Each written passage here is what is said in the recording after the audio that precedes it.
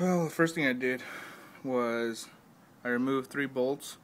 Well, I removed the seat back, and then I removed 3 bolts from the seat cowl. And here you can see with what it looks like with the seat cowl removed. That's where the seat back goes. As you can see, here's the seat back, and that would go right there. But behind there, there's a little screw that goes in there, and then you have one on the right side and then one on the left side. That's basically what it looks like without the seat cowl. Now I'm gonna have to remove the seat. I probably didn't have to remove the seat cowl, but I'm gonna have to do it anyways eventually, because in here goes a grommet that goes from the cowl into here to give it more stabilization for the subframe. Well, I didn't want to have to take away the seat, but it looks like I have to remove the seat and the rear part of the seat cowl in order to get to the subframe. So the first thing I'll be doing is I'll be removing that bolt from both sides, and then I'll remove that bolt from both sides, and then hopefully that will reveal more of the subframe so that I can get that repaired. And it's the same way on the other side.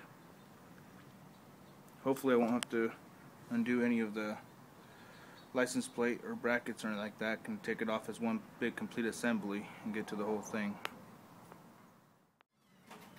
Oh, I'm doing pretty good. I got the seat off, and I got one of the bolts off from the center, and it looks pretty good. Now everything's exposed. As you can see, I got the seat off, and you can see my problem is right there.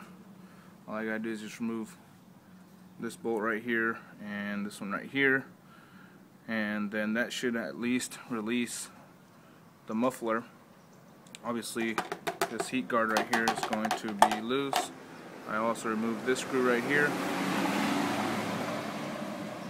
So once this is done, I should be able to just slide out the whole, just undo these 4 bolts right here, 2 on this side and 2 on the right side, and that should just release the whole assembly. Obviously this part is going to come off. That's what I'm trying to salvage. Hopefully I can get these 2 parts welded, and we'll see what happens from there. Alright, I finally removed everything, and it looks pretty good. I got the bracket off. I did all the things that I said I was going to do, and it looks pretty good. I'm going to have to put a cross member to hold the gas tank up so it doesn't smash the hoses that are coming from underneath the gas tank. So I'm going to do that now. So what I did is I put a piece of wood between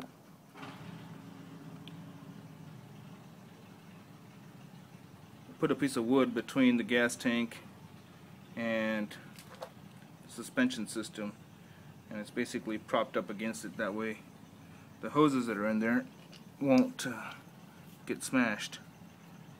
So I'm trying to protect those hoses from getting smashed on top of the heads.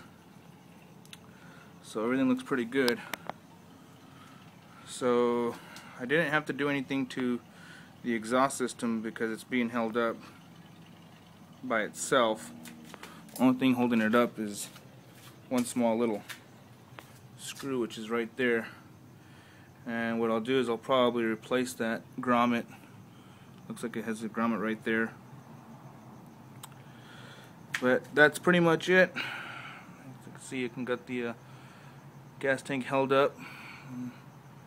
I'm going to have to take the subframe. The subframe is over here. You can see it's in pieces. What it was is this part has to come like this. So basically it goes like this. That's the way. That was a Harley that just drove by. But subframe goes like that, and he just set off an alarm. Of course, Harley Davidson riders like to have loud pipes. So I got a little bit of daylight left, and that's what my bike looks like now without it. Oh, there you have it, folks. I was able to do everything. It took me a little over an hour and a half. I could have probably gone a lot faster, but I was methodical, and I put everything in little bags, and with the help of the tech manual, helped out a lot. So if you guys can get a hand of a tech manual, that would definitely help out. That's it for now. I want to see if I can get this thing welded. If I can't, then I guess I'm going to be shelling out about $300 for a used subframe. That's all.